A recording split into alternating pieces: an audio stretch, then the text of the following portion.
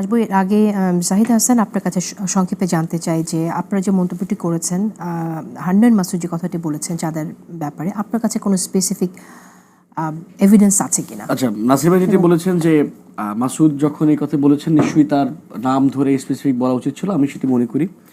আমি একটু, যেহেতু আমার মুখ্য সংগঠক বলেছেন, আমি সেটা সম্পর্কে আলোচনাটা করি। 14ই অক্টোবর প্রথমত একটি খবর বেরিয়েছিল যে মহাখালী বাস টার্মিনালে এবং কারওয়ান বাজারে দুইজন সাইফুলের নামে চাঁদাবাজি চলে। একজন সাইফুল ইসলাম, যিনি কুমিল্লার বিএনপির কোনো একজন নেতা, আর একজন সাইফুল আলম নীরব, যিনি ঢাকা মহানগর যুবদল কিংবা বিএনপির নেতা। এই একই ব্যক্তির নামে 23শে নভেম্বর বাংলা ট্রিবিউন নিউজ করেছিল যে হাত বদল হয়ে লোকমান থেকে নীরবে, বা এরকম করে একটি শিরোনাম দিয়ে লোকমান নামে একজন আওয়ামী লীগ নেতার নামে এর আগে চাঁদা উঠতো কারওয়ান বাজারে।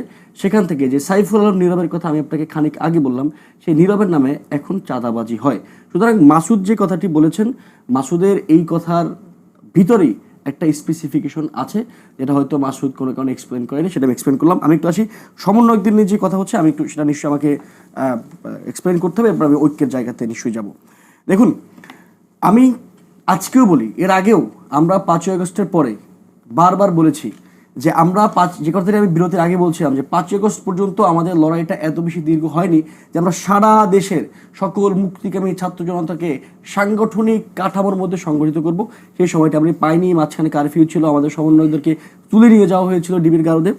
সুতরাং যেখানে কোনো সমন্বয়ক কমিটি নাই, অথরাইজ করা হয়নি, মূলত ঢাকার বাইরে করা হয়েছে খুব কম জায়গায়, কিছু শিক্ষা প্রতিষ্ঠানে করা হয়েছে, যেহেতু আন্দোলনটি শুরু হয়েছিল কোটার বৈষম্য নিয়ে।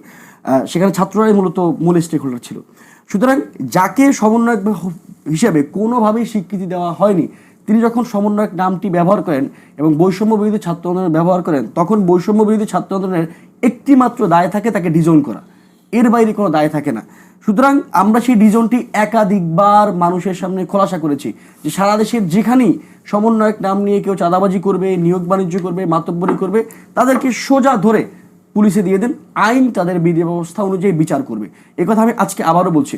সুতরাং আপনি যেটা বললেন সেটা আমরা সে ব্যাপারে নিশ্চয়ই জানবো। আমি একটু শেষ করতে চাই যে সাইফুলের ব্যাপারে যেটা বললেন, দুইজন সাইফুলের কথা, কিন্তু এই যে স্টেটমেন্টটি কারওয়ান বাজারের প্রতিটি সবজির দোকান থেকে বিএনপি চাঁদাবাজি করছে, এই মন্তব্যটা যে আপনারা করছেন, এটি কি আপনাদের প্রতিটি সবজির দোকান থেকে আপনাদেরকে জানানো হয়েছে, না আপনারা কি করে জানলেন? না, দেখুন, আপনি ওই নিউজগুলো, আমি যে দুইটা নিউজের বরাদ দিলাম, একটা প্রথম আলো আর একটা বাংলা ট্রিবিউন, দুইটি খুবই বিশ্বাসযোগ্য বা বিশ্বস্ত। কারওয়ান বাজারের বিষয়ে বলা হয় না, আপনি কারওয়ান বাজারের বিষয়ে তো বলেননি। আমি কারওয়ান বাজারের কথাই বলছি, মহাখালী কারওয়ান বাজার দুটো বলছি, দুইটাই বলছি দুই সাইফুল একজন না। আপনি যদি ওই নিউজটি খুঁজেন পাবেন। তো আমি একটু আমার কথাটা শেষ করতে চাই। এই যে ধরুন, যখন চাঁদা তোলা হয় বা আওয়ামী লীগ যেভাবে চাঁদা তুলতো, নিশ্চয়ই নাসির ভাই আমার সঙ্গে একমত হবেন যে তারা একদম, যিনি খুবই কম পুঁজি নিয়ে শুধুমাত্র একটা পাত্রে কিছু সবজি নিয়ে বসেন, তার কোনো মতে ঘরের চাল ডাল কেনবার জন্য, তার থেকেও আওয়ামী লীগ আমাদের চাঁদা নেওয়া হয়েছে। সুতরাং যখন সংবাদ মাধ্যমগুলো আমাদেরকে জানায় যে রহিমের জায়গায় করিম বসেছে, করিমের জায়গায় রহিম বসেছে, সুতরাং আমরা ওই যে আগের মডেল সেটাই ধন্যবাদ আপনাকে। সময় একেবারে শেষ।